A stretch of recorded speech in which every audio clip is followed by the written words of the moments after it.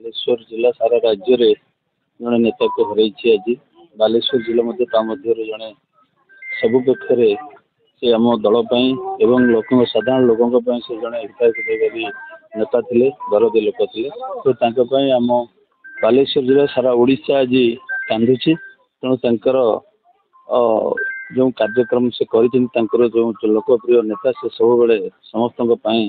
झुरुले विशेषकर भोगराई अंचल प्रति गाँ प्रति लोक झुरुंट तेणु आज भी आम मर्माहित तेणु से अमर आत्मा प्रभु जगन्नाथ प्रार्थना से सब आमको आशीर्वाद दिंतु आशीर्वाद आदर्श को नहीं आम पथय कर बालेश्वर जिला सारा ओडिशा आगे देखु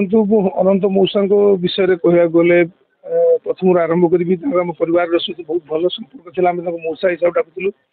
एवं जड़े सफल मनुष्य जो उदाहरण क्या देखा दि जाए से अनंत दास को ही दिज्व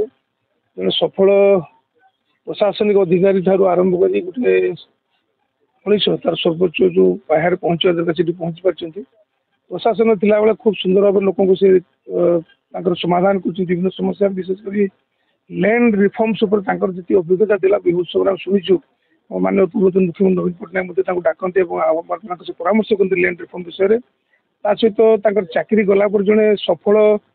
कृषक आंदोलन से आरंभ करते जहाँफल कि आजिकल चाषी मान जो उपकृत होती बहुत बड़ी भूमिका अच्छी परवर्ती समय ओडिशा सरकार सहित सामिल है विजु जनता दल 4 थर विधायक है उच्च शिक्षा मंत्री रही परवर्ती समय शिल्प मंत्री समय जो मेक इन ओडिशा आरंभ करते माननीय मुख्यमंत्री नवीन पट्टनायक जो आरंभ करते मेक इन ओडिशा और विभिन्न देश विदेश बुलते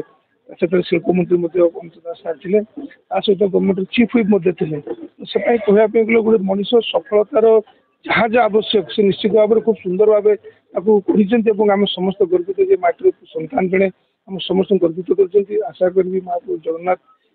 अमर आत्मा सदगति और परिवार प्रति आशीर्वाद रहू लिगेसी एत बड़ लिगेसी परिवार लोग आगे ने समस्त जत्नवान होगा सहयोग कर मुंड के